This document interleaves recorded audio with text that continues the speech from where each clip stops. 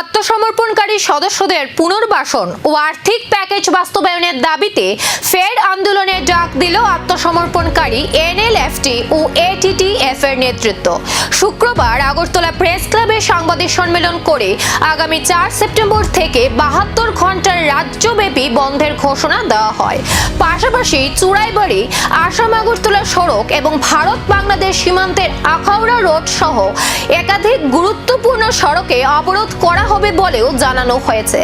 সাংবাদিক সম্মেলনে উপস্থিত ছিলেন পরিমল দেববর্মা, প্রসেনজিৎ দেববর্মা সহ আত্মসমর্পণকারী এনএলএফটি ও এটিটিএফ এর অন্যান্য নেতৃত্ব।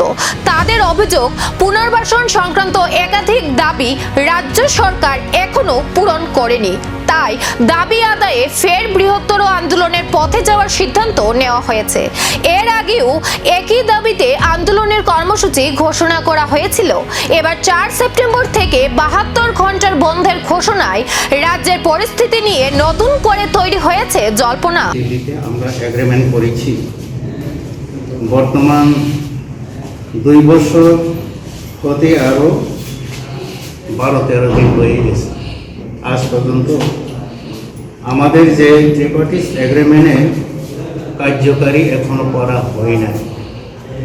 আমরা গত জুন মাস 12 তারিখে আমরা যখন হাটাই পথরে রাস্তায় অবরোধ করেছি, তখন আমাদের অনারেবল মিনিস্টার ট্রাইবাল ওয়েলফেয়ার বিকাশ দেববর্মা এবং অনারেবল কৃষ্ণনেন্দু আইজিপি তারা নিজেই গিয়ে আমাদেরকে আশ্বাস দিয়েছিল, প্রতিশ্রুতি দিয়েছিল, আপনাদের যে পণগুলা প্রত্যাহার করে নেন, আপনাদের দাবি দাবাগুলো আমরা সব কিছু মেনে নেব। মেনে নিয়েছি, 1 সপ্তাহের মধ্যে আপনাদের ডিমান্ড সব কিছু ফুলফিল হবে, করে দেবেন।